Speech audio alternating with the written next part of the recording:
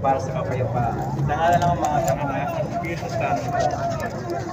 Diyos namin ang mga sadani, Panginoon ng kapayapaan at katarungan.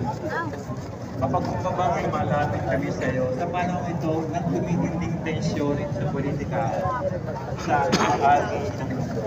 Sa nakalipas na panahon, pinanatili ko ang aming pinanampalataya sa iyo bilang isang bayan.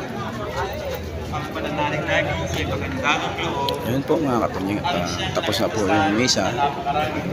Siyempre, good morning po sa inyo lahat.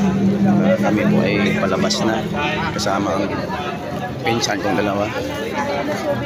Si Paring Joel, tsaka si Jingjing. Ayan po, salamat Lord at nakasipo ba ako ngayong araw.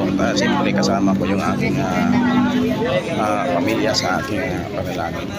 Siyempre, bless ako kay Lord dahil pagpunta ko rito ay sa pinsan ko, sa mga tiyahin ko, kita kami kagabi ay hindi po nasayang. Ayun po mga kapunying, mapagpalang araw po sa inyo. God bless po sa lahat.